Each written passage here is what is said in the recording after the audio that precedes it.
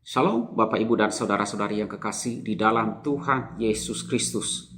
Kita bertemu lagi di dalam renungan firman Tuhan gereja kita pada hari ini. Kita bersyukur kepada Tuhan. Tuhan terus menopang kita, memelihara hidup kita. Dan marilah kita memulai hari dengan selalu membaca dan merenungkan firman Tuhan. Mari kita berdoa memohon pertolongan Tuhan. Tuhan Allah Bapa kami yang bertahta dalam kerajaan sorga, ya Tuhan kami bersyukur lagi. Karena begitu besar pertolongan-Mu yang terus-menerus kami alami dan tiada henti Engkau menopang kami. Terima kasih Tuhan. Terima kasih seluruh keberadaan kami ini. Terima kasih pemeliharaan-Mu yang demikian ajaib bagi kami. Kami menyadari bahwa kami tidak pantas, tidak layak untuk menerima semuanya itu. Kami ini adalah orang-orang berdosa. Tuhan, kami mohon kasihanilah kami.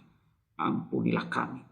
Dan sucikanlah kami oleh darah Tuhan kami Yesus Kristus. Layakkan kami untuk boleh membaca dan merenungkan firman-Mu. Dan berbicaralah kepada kami Tuhan. Agar kami terus diajar oleh-Mu, oleh firman-Mu. Mampukan kami untuk memahami dan mengerti. Serta melakukan firman-Mu. Kami berdoa di dalam nama Tuhan Yesus. Amin. Bapak, Ibu, dan saudara-saudara yang kekasih dalam Tuhan Yesus Kristus, firman Tuhan yang akan kita renungkan pada hari ini, saya ambil dalam Pengkhotbah pasal 7 ayat 1 sampai 14. Saya baca untuk kita semuanya. Hikmat yang benar. Nama yang harum lebih baik daripada minyak yang mahal. Dan hari kematian lebih baik daripada hari kelahiran. Pergi ke rumah duka lebih baik daripada pergi ke rumah pesta. Karena di rumah dukalah kesudahan setiap manusia. Hendaklah orang yang hidup memperhatikannya. Bersedih lebih baik daripada tertawa. Karena muka muram membuat hati lega. Orang berhikmat senang berada di rumah duka, tetapi orang bodoh senang berada di rumah tempat bersukaria. Mendengar hardikan orang berhikmat lebih baik daripada mendengar nyanyian orang bodoh. Karena seperti bunyi duri terbakar di bawah kuali, demikianlah tertawa orang bodoh. Ini pun sia-sia. Sungguh pemerasan membodohkan orang berhikmat, dan uang suap merusakkan hati. Akhir suatu hal lebih baik daripada awalnya. Panjang sabar lebih baik daripada tinggi hati. Janganlah lekas-lekas marah dalam hati, karena amarah menetap dalam dada orang bodoh. Janganlah mengatakan mengapa zaman dulu lebih baik daripada zaman sekarang. Karena bukannya berdasarkan hikmat engkau menanyakan hal itu. Hikmat adalah sama baiknya dengan warisan dan merupakan suatu keuntungan bagi orang-orang yang melihat matahari. Karena perlindungan hikmat adalah seperti perlindungan uang, dan beruntunglah yang mengetahui bahwa hikmat memelihara hidup pemilik-pemiliknya. Perhatikanlah pekerjaan Allah. Siapakah dapat meluruskan apa yang telah dibengkokkannya? Pada hari mujur bergembiralah, tetapi pada hari malang ingatlah bahwa hari malang ini pun dijadikan Allah seperti juga hari mujur, supaya manusia tidak dapat menemukan sesuatu mengenai masa depannya. Demikian firman Tuhan yang kita renungkan pada hari ini.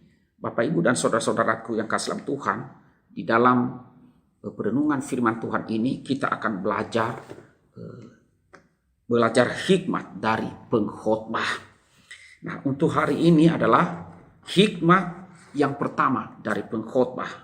Saya ambil di dalam ayat 7, pasal 7 ayat 1a. Nama yang harum lebih baik daripada minyak yang mahal. Nah, saudara-saudaraku yang kekasih di dalam Tuhan Yesus Kristus, apa yang dikatakan oleh pengkhotbah atau ungkapan yang disampaikan oleh pengkhotbah ini senada dengan apa yang disampaikan di dalam kitab Amsal pasal 22 ayat 1a. Bunyinya begini. Nama baik lebih berharga daripada kekayaan besar. Nah, saudara, nama baik dan reputasi lebih baik daripada kemewahan dan kekayaan. Coba kita perhatikan, saudara. Kita seringkali melihat bagaimana kekayaan yang ditinggalkan oleh seseorang sebagai warisan untuk keturunannya, untuk anak-anaknya. Dan seringkali, saudara, warisan yang ditinggal oleh seseorang itu menjadi sumber malapetaka di dalam keluarga. Oleh karena apa? Oleh karena para ahli waris, ya, para ahli waris itu saling berebut warisan. Bahkan sampai ada yang membunuh saudaranya hanya gara-gara warisan. Namun demikian, saudara, seseorang yang meninggalkan nama baik sebagai warisan, tidak jarang kita mendengar bahwa hal itu mendatangkan kekayaan bagi keturunannya. Nah, seperti apa nama kita nantinya akan diingat orang? Itu adalah pertanyaan yang perlu kita renungkan, perlu kita tanyakan juga kepada diri masing-masing. Ya, seperti apa nama kita nantinya akan diingat oleh orang? Semua itu adalah merupakan pilihan kita mulai dari sekarang. Dan pilihan itu tergantung kita masing-masing. Tergantung diri kita masing-masing. Menjadi sosok dengan nama harum yang dikenal orang dari masa ke masa, yang akan disandang dengan bangga oleh anak cucu kita nantinya, ataukah menjadi sosok dengan nama buruk, nama jelek, yang akan disandang bagaikan kutuk yang terus-menerus diingat oleh orang bagi keturunan kita. Itu adalah semua tergantung dari pilihan kita dan apa yang kita kerjakan dan kita lakukan dari sekarang. Tentu ini bukan berarti, saudara, kita harus gila hormat. Ya, bukan berarti kita harus mencari nama agar kita terlihat hebat di mata manusia, di mata orang lain. Tidak, saudara.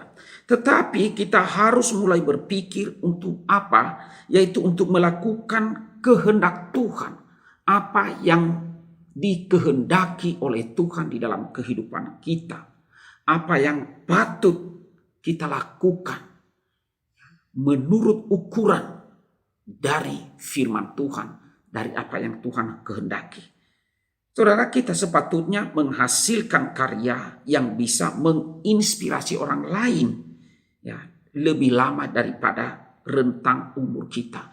Itulah yang lebih bagus dan yang lebih baik. Nah, saudara, hal penting lainnya yang perlu diingat adalah melalui kita nama Tuhan bisa dikenal orang.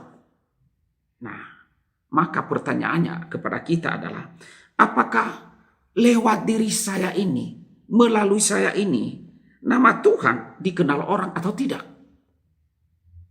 Atau malah sebaliknya, nama Tuhan dihina orang karena perilaku kita. Ya, saudaraku yang kasih dalam Tuhan, bagaimana pribadi Kristus tercermin di dalam diri kita saat ini? Itu adalah pertanyaan kita. Apakah Yesus terlihat, tercermin sebagai Tuhan yang penuh kasih? Atau Yesus Kristus sebagai Tuhan orang-orang yang munafik? Itu perlu kita menilai diri kita dan kita harus terus-menerus memperhatikan akan hal ini. Saudara, lewat diri kita, nama Yesus bisa dimuliakan dan dikenal oleh banyak orang. Ya, serta sejalan dengan itu, bisa menjangkau jiwa-jiwa baru untuk diselamatkan agar mereka memperoleh pengampunan melalui kita. Ya, kita memberitakan Injil keselamatan, kabar baik, kabar keselamatan dari Allah melalui Yesus Kristus. Tetapi sebaliknya, saudara, melalui perilaku kita yang jelek, melalui perilaku kita yang buruk, maka nama Tuhan bisa dipermalukan. Nama Tuhan bisa dihina oleh karena perilaku kita. Nah, saudara-saudaraku yang kasih dalam Tuhan Yesus Kristus, Memuliakan nama Tuhan Yesus Kristus berarti menjaga nama baik kita. Kita sebagai orang yang percaya, mengaku sebagai murid Kristus, mengaku sebagai pengikut-pengikut Kristus, maka kita harus menjaga nama baik kita. Ingat itu, camkanlah itu. Hidup benar di dalam ketaatan dan iman teguh akan membuat kita pergi dengan terhormat ketika saatnya nanti tiba. Nah, saudaraku yang kasih Tuhan, oleh sebab itu sebagai umat Tuhan, sebagai umat milik Tuhan Yesus Kristus, marilah milikilah usaha keras, ketabahan, keaktifan, kesabaran untuk dapat meraih kemuliaan nama baik demi kemuliaan nama Tuhan kita Yesus Kristus. Raihlah, berusahalah untuk mendapatkan nama baik. Ya, dengan apa? Dengan cara kita melakukan apa yang Tuhan kehendaki. Saudaraku yang kasih dalam Tuhan, jikalau ada di antara kita sudah terlanjur punya nama yang tidak baik, punya reputasi yang tidak baik di tengah-tengah masyarakat, percayalah, tidak ada kata terlambat untuk berubah. Mulai saat ini, berubahlah.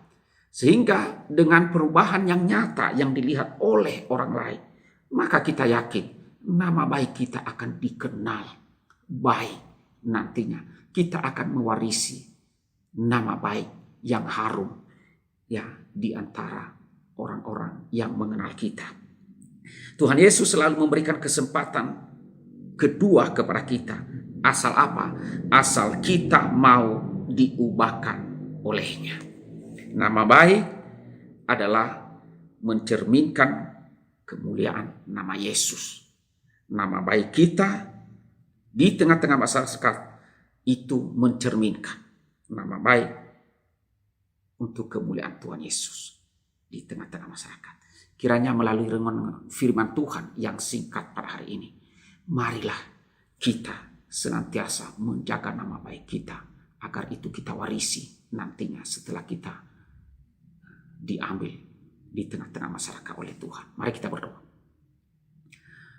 Tuhan Allah Bapa kami yang bertata di dalam kerajaan sorga, ya Tuhan, kami bersyukur kepadamu jikalau pada hari ini kami boleh membaca firman dan kami boleh diajarkan kembali, mengingatkan kami bahwa nama baik lebih berharga daripada minyak yang harum. Nama baik jauh lebih harum dan jauh lebih awet, dan itu akan diwariskan kepada keturunan selanjutnya. Bahkan orang-orang yang akan mengenal kami, mereka mengenal nama baik kami dan mereka akan memuliakan Tuhan. Nama Tuhan kami Yesus Kristus akan dimuliakan. Dan bagaimana supaya kami mewarisi nama baik adalah hanya dengan mentaati dan melakukan firman Tuhan. Memiliki kasih dan mempraktekkan kasih itu di dalam kehidupan kami. Dan oleh karena itu tolonglah kami ya Tuhan. Kami mohon supaya kami mengingat betul akan hal ini. Dan juga benar-benar menjaga diri kami. Menjaga nama baik agar nama Tuhan dimuliakan. Hamba berdoa kiranya Tuhan berkati seluruh jemaat. Kiranya Tuhan peliharakan iman kerohanian kami. Dan perjuangan kami untuk senantiasa menjaga nama baik kami di tengah-tengah masyarakat. Berkatilah umatmu, berkatilah jemaatmu, berkatilah kami semua. Di dalam nama Tuhan Yesus Kristus kami berdoa dan kami bersyukur. Amin.